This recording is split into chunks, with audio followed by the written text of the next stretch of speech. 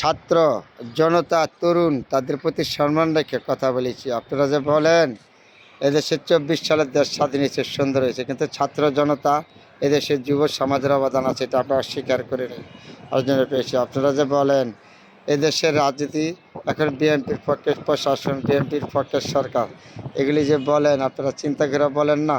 আপনারা একটা দল গঠন করছেন 4 মাস হয়েছে ছাত্র জনতা, আর বিএনপির দলটা কত বছর, 50 বছর, আর ভিতরে কত রাজনীতিবিদ আছে, বুদ্ধিজীবী আছে। তাহলে আপনারা 4 মাস গঠন করছেন, 4 মাসে আপনাদের প্রশাসনের সাথে কতটুকু সম্পর্ক, জনগণের সাথে কত সম্পর্ক, আর 50 বছরের দলটা জনগণের সাথে কত সম্পর্ক, জনগণের সাথে কত মহব্বত, প্রশাসনের সাথে কত মহব্বত জানে। আপনারা 4 মাসে কি সরকার গঠন করে, রাজনৈতিক দল গঠন করে এটা পারবেন? কখনো পারবেন না। তবে আমি কিন্তু আবারও বলেছি, ছাত্র জনতার প্রতি আপনারা দল গঠন করছেন, এদেশে ভালো কথা। রাজনীতি বিভিন্ন দল মত থাকা উচিত, আপনারা সমালোচনা করবেন, সমালোচনার অধিকার, স্বাধীন রাষ্ট্রের অধিকার, কিন্তু এমন কিছু কথা বলবেন না।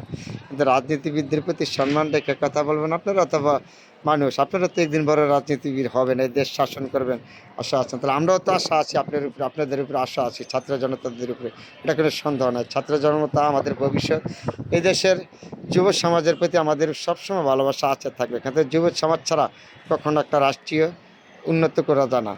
তারপরে বলেছি যুব সমাজের প্রতি, ছাত্র সমাজের প্রতি আমাদের ভালোবাসা আছে, থাকবে, এটা কোনো সন্দেহ নয়। তো এমন কিছু কথা বলতে যাবেন না যে আপনার কথার কারণে যেমন একজন ব্যক্তি কষ্ট পায়, আঘাত পায়।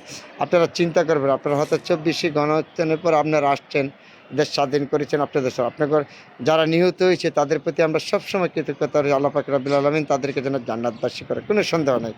তারপরে এই দেশ আপনার আমার ভালোবাসা। একদিন আমিও তো ছিলাম যুব সমাজ, একদিন আমিও তো তরুণ ছিলাম, আজকে আপনি তরুণ, একদিন তো আপনারও বয়স হবে না?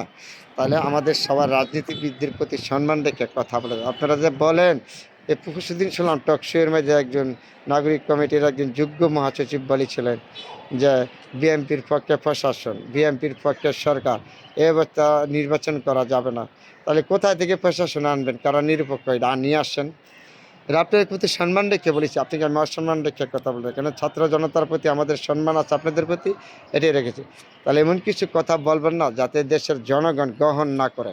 যে কথা বলবেন জনগণ গ্রহণযোগ্য হয়, সমাজকে গ্রহণযোগ্য করে, এই ধরনের কথা বলবেন। সমাজ যখন গ্রহণ না করবে, জনগণ গ্রহণ না করবে, এই সমস্ত কথা থেকে আমি মনে করি বিরত থাকা আপনার জন্য, আমাদের জন্য, প্রতিটা মানুষের জন্য মঙ্গলজনক।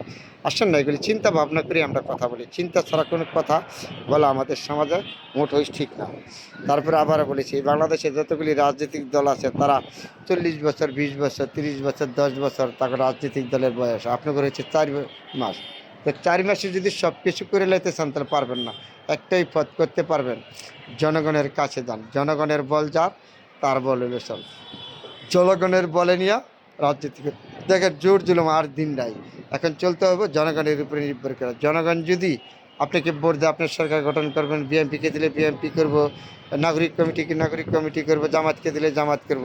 এটা হলো কথা, যাকে ভোট দেবে সে সরকার গঠন করবো। আমি কোনো দলকে বলি, আমি সকল দলকে সম্মান রেখে কথা বলেছি। তার এমন কিছু বলা উচিত আমাদের সমাজে যেসব কথা সমাজ গ্রহণ করবে না, এতে বিরত থাকে আপনার জন্য, আমার জন্য মঙ্গলজনক। তারপরে ছাত্র জনতার প্রতি আমি সম্মান রেখে আবার কথা বলেছি, যারা 24 গণহত্যা নিহত হয়েছেন প্রতিটা পরিবারের প্রতি আমার কৃতজ্ঞতা আছে, সম্মান আছে। আল্লাহ পাক রব্বুল আলামিন যেন আপনাদের যেন জান্নাতবাসী করে।